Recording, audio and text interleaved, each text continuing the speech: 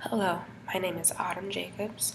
I am a junior English major from St. Louis, Missouri, and I attend Spelman College.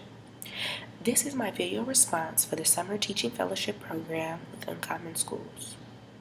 I will be talking about an obstacle that helped my matriculation as a young woman. Growing up, my father and my mother had a very dysfunctional relationship. My father was very verbally abusive and physically abusive to my mom. This created a superior and inferior relationship between the two. This also created a feminist lens for me in how I looked at life and how I wanted to not be like my mom. Growing up, I played sports. I thought how better to beat a man, but at his game and the games that he plays. So I chose to play sports.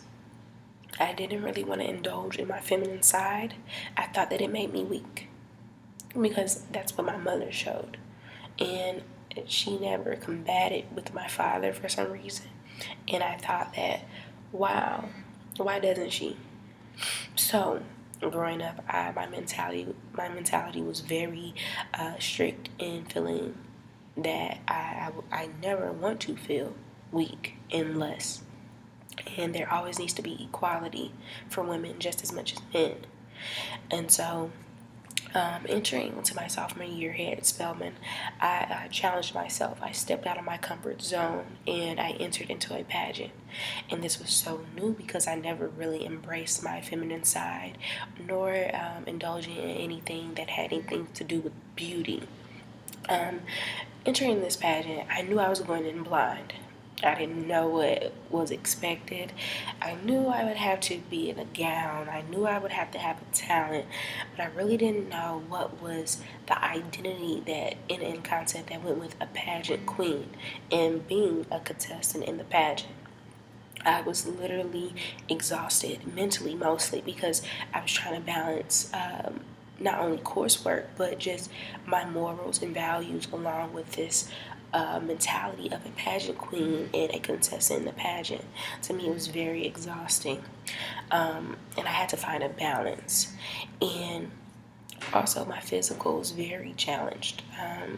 Sometimes I didn't get sleep because I would be up trying to not only do homework, but making sure that my talent was together.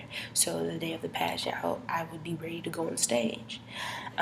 So all of this really challenged me as a woman and as a person. During the pageant, I realized my growth. I said, wow, I really used to think that being in touch with my feminine side made me weak. Like, wow, this pageant showed me the complete opposite. It showed me that I can be beautiful. It showed me that I could be a strong-minded woman and be a very great representation of what a woman could be and should be without having to subside to what the man expected or what he wanted as the portrayal of a woman. I no longer had this mindset that how my mom and my dad's relationship was. I no longer had that mentality. Yes, in many ways, I am still a feminist. I am very a womanist, pro-woman. I am, and that part of me will probably never leave, and I appreciate that. But I definitely feel that I got a better aspect of what being a woman could be like and how it should be. There's nothing wrong with being beautiful or feeling that way and indulging in cosmetics or things like that. It's nothing wrong with that, and that this pageant taught me that. In the end, through the exhausting times, I was crowned Miss Black and Gold 2013-2014. So I was very appreciative of the experience. And after being crowned, I actually had an event dedicated to the women in representation, the women representation in society today. Very great and successful event, and many came out to understand that we need more better representations of women and more positive portrayals. And so I would encourage my scholars to go outside their comfort zone and go outside their box and challenge themselves, because not only will it help their self-growth, but they could realize if they put their mind to it, they can accomplish anything. Thank you.